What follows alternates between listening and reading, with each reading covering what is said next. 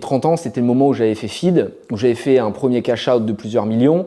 Et là, je m'étais dit, ok, tu vois, j'ai enclenché, j'ai amorcé la pompe. Et pas parce que j'avais pris quelques millions, mais j'avais réussi à comprendre comment ça fonctionnait. J'avais mis le doigt dans l'engrenage et j'avais observé qu'à Paris, tu pouvais créer de l'argent dans ce système startup. J'avais observé les codes, compris comment ça fonctionnait. Et puis évidemment, la vraie différence, je l'ai eu ensuite quand mes investissements ont bien fonctionné dans les startups, que j'ai engrangé différents gains.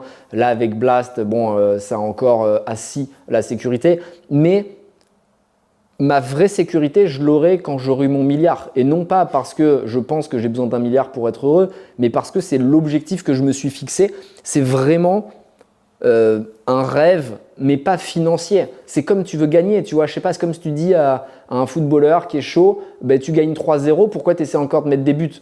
Mais parce que c'est agréable de mettre des buts, tu vois. Enfin, si je peux en mettre 8, je vais en mettre 8. Et ben moi, c'est la même chose. C'est-à-dire que tant que je pourrai, je continuerai. Et peut-être qu'attends, dans 10 ans, je te dis, bon, finalement, j'ai changé d'avis, je veux faire le tour du monde, étudier différentes manières de vivre, je vais aller dans la forêt, voir des chamans, des gourous. Et fine, mais pour le moment, j'adore faire du business. Je pense que j'ai le potentiel de faire beaucoup plus. J'ai la chance d'avoir accès à un réseau de startups qui me permet d'investir dans des bons trucs. J'ai des gens qui me suivent. Je vais continuer et je vais tout fracasser.